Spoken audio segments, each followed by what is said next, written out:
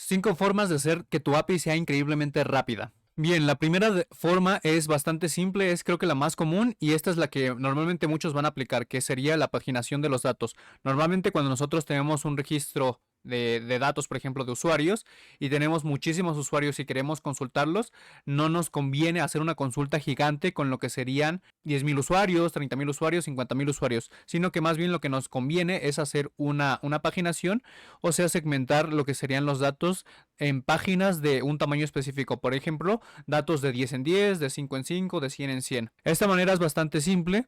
La verdad, muchos yo creo que ya sabrán cómo implementarla, pero bueno, en FastAPI lo que podríamos hacer es algo similar a esto, tener un límite de cuál la cantidad de usuarios que nosotros vamos a requerir y tomar ese límite y hacer un offset con el número de registros que queremos saltar. Y ya lo que tendríamos en nuestra API sería de un total de esos, podríamos hacerlas y podríamos tener los registros de 10 en 10, ¿no? La segunda forma de hacer más eficiente nuestra API es el uso de el login de errores asíncrono. Normalmente cuando nosotros hacemos nuestra aplicación pueden que nos surjan errores y esto nos puede llevar a la necesidad de tener que registrarlos en algún sitio, ya sea en nuestra base de datos, podríamos tenerlo en un archivo local, podría ser en la nube, en AWS, en Google Cloud, etcétera, ¿no? Y la idea es que normalmente estos sistemas de escritura de errores suelen tener su tiempo de coste, ¿no? En lo que escriben en la base de datos, en el archivo o donde sea, ¿no? Entonces la idea es que suelen tardar un tiempo en hacer esto. Entonces en este caso, vean que nosotros estamos simulando lo que sería un error que ocurre, simplemente arrojamos ese error y capturamos la excepción. En este caso, vean que nuestra escritura de nuestra función para escribir el error tarda más o menos unos 3 segundos, ¿vale?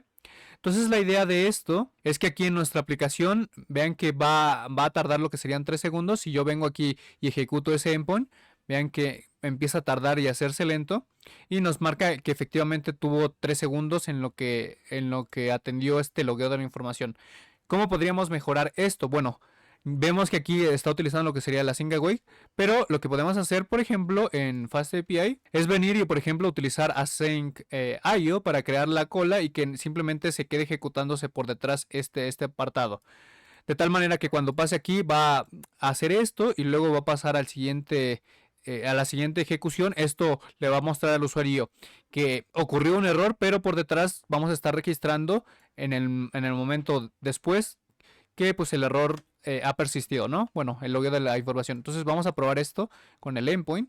Vean que ahora lo hace en un tiempo determinado y si nosotros nos vamos a lo que sería la consola, vemos que después del tiempo pues se nos loguea esta información de simulated error, ¿no? Otra forma también de mejorar la velocidad es implementar el caché. Esto lo podemos hacer mediante lo que sería el uso de bases de datos como por ejemplo Redis y la idea es bastante sencilla. Nosotros cuando tenemos consultas que son muy recurrentes en nuestra aplicación, por ejemplo la sesión de un usuario, por ejemplo los datos del perfil, cosas que son muy recurrentes las podríamos cachear para mostrarle una información súper rápida al usuario.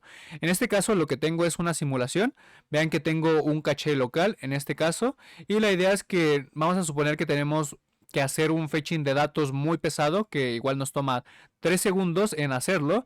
Vean que la idea es que vamos a regresar esta información y la idea de este endpoint es la siguiente. Nosotros vamos a consultar una llave, en este caso podría ser pues, la sesión del usuario, su perfil, etcétera, con su ID correspondiente y vamos a buscar si existe dentro de nuestro caché. Ya digo, este caché podría ser Redis o podría ser otra cosa, en este caso pues es simplemente un diccionario. Si existe dentro de nuestro caché, entonces vamos a regresar esa respuesta pues cacheada instantáneamente, ¿vale? Y de lo contrario, tenemos que ahora sí consultar o hacer el fetching respectivo de los datos, que este sí nos tomaría. De tal manera que la primera vez que lo hagamos esto va a tardar su tiempo, nos va a costar pues los 3 segundos, pero la siguiente vez va a ser increíblemente más rápida, ¿no? Entonces vamos a probar cómo sería algo así en este apartado. Tenemos aquí el caché, vamos a darle aquí en send. Vean que empieza a tardarse sus 3 segundos. Y al de 3 segundos pues nos da la información, nos dice que no está cachada la información y nos da pues la información correspondiente. Pero si nosotros le damos otra vez en send, vean que la información ahora tardó 4 milisegundos, nos dice que está cacheada y bueno, la data sigue igual. Vale, el siguiente apartado es el uso de lo que sería el payload compression, que básicamente sería hacer que nuestro payload, aplicarle algún algoritmo, ya sea por ejemplo que aquí estuviéramos listando nuestros usuarios y tal, hacerle algún tipo de algoritmo para comprimir esta información que sea muchísimo más corta y enviarlo hacia nuestros usuarios. Esto vean que por ejemplo ahorita no lo tengo cacheada esta parte, y si nosotros venimos aquí a nuestro compress y le damos en este endpoint, vean que la información pesa más o menos 2 kilobytes, ¿no? Bueno, 2,5.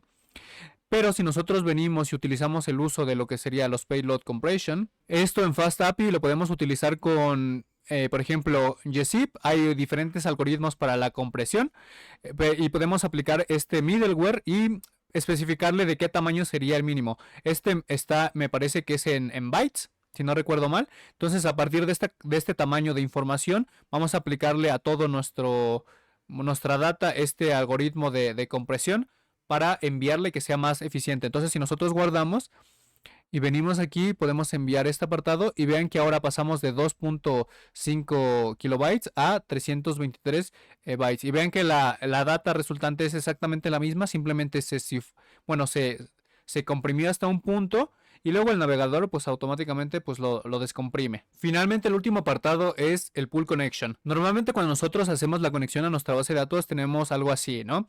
Tenemos nuestra cadena de conexión dependiendo del paquete que estemos utilizando, y la idea es que esto normalmente nos crea una sola conexión a nuestra base de datos, con lo cual normalmente a veces tenemos que abrirlas, cerrarlas, y este proceso de abrir y cerrar puede ser bastante lento y puede añadirle a nuestra API pues esos milisegundos de abrir y cerrar las conexiones. Entonces el pull connection básicamente es el crear una piscina, por así decirlo, de conexiones en la cual nosotros podemos tener múltiples abiertas para que no necesitemos empezar a abrir o cerrar.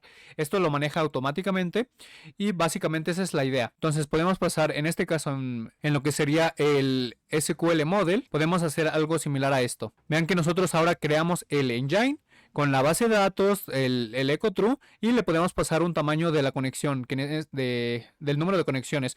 En este caso tendríamos 5 hasta un máximo de 10, y cada una se va a desconectar pues al de determinado tiempo. Con esto nos evitamos ese problema de tener que abrir y cerrar las conexiones. Bueno, eso sería todo por el video de hoy. Espero que les haya gustado, que les haya sido útil.